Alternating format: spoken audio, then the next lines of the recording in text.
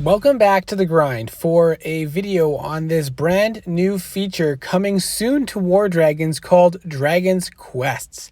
Now, I think this has potential to be a very beneficial feature for a lot of players, well, for every player who can participate, and the only thing I'm concerned about is a little bit of tediousness that might come into it, having to continually be updating this quest page and making sure you level up certain dragons, because we'll find some quests will have very specific requirements.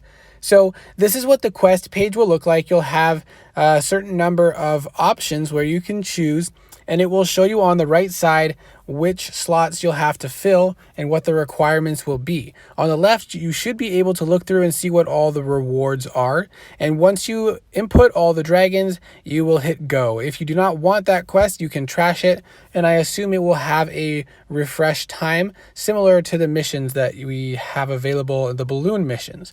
So these quests are fairly similar in my understanding to how it will work with the Atlas Rider missions, where you will send off your dragon and it will take a certain amount of time to complete, and afterwards you can claim your rewards. So the requirements for each of these dragons, or each of these quests, I should say, will vary. And some of them will require multiple dragons, even up to 5. Some of them will require a specific class or element of dragons. So it might require a hunter or specifically a wind warrior. And some of them will require dragons in a specific level range, meaning a breedable or expert. Now, some missions will be much more difficult to meet the requirements for, and therefore will have much better rewards. We do not know the details of the rewards, but as soon as I get some information on that, I will definitely share that with you all and make a video on that. One thing to keep in mind is once you send a dragon on a mission, you cannot use that same dragon for another mission, or quest, I should say.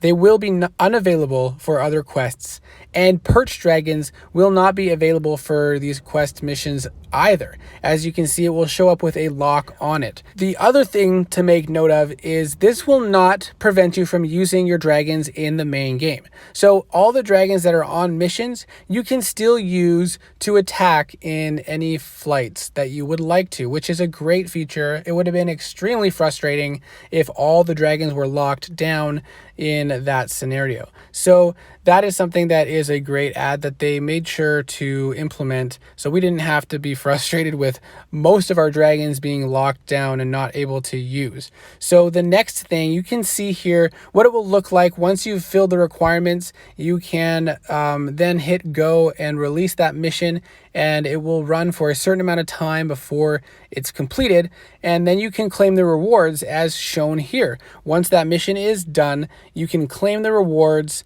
or if you are sick of waiting and you want to, you can speed it up with rubies, but I can almost guarantee you this is not going to be worth it. So I wouldn't count on refreshing these or completing these early with rubies. It would be much more beneficial if you would save the rubies to spend on things like gold chests.